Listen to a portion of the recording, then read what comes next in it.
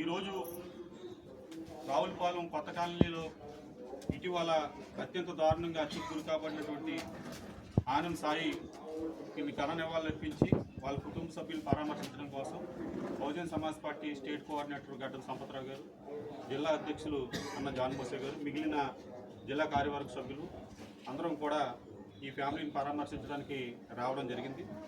మరి మర్డర్ జరిగిన విధానం చూస్తే అది ఖచ్చితంగా ప్రీ ప్లాన్ మర్డర్ అనే విషయం అర్థమవుతుంది. ఏదో క్షణికావేశంలో జరిగిందైతే కాదు. ఎందుకంటే ఇతను తీసుకెళ్తున్న సందర్భంలో అతను కారం పొడి కొనుక్కుని వెళ్ళాడంటే అది ఖచ్చితంగా ఉద్దేశపూర్వకంగా చేసిందే.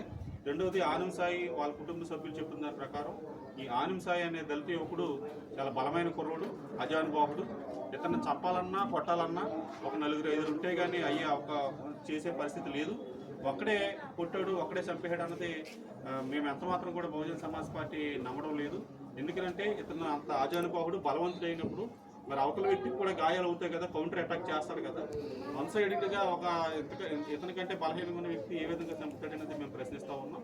అదేవిధంగా ఎవరైతే ఈ నిందితుడు ఉన్నారో అతన్ని పోలీసు వారు కస్టడీ పిటిషన్ వేసి అతన్ని కస్టడీలోకి తీసుకుని విచారణ చేసి ఈ మర్డర్ వెనకాల ఇంకెవరెవరు సహకరించారు, ఏ విధమైన సహకారం చేశారు అన్నది మొత్తం నిందితులందరినీ కూడా మరి అరెస్ట్ చేయాలని చెప్పేసి బహుజన్ సమాజ్ పార్టీ తరఫున నివాళులు అర్పిస్తూ మరి ఆనం సాయి కుటుంబ సభ్యులకి బహుజన్ సమాజ్ పార్టీ మరి కొత్తపేట నియోజకవర్గానికి సంబంధించిన బీఎస్పీ నాయకులు ఎవరైతే ఉన్నారో ఈ కుటుంబానికి న్యాయం జరిగేంత వరకు వాళ్ళకి తోడుగా ఉంటారని తెలియజేస్తున్నాను. జై భీమ్, జై భారత్.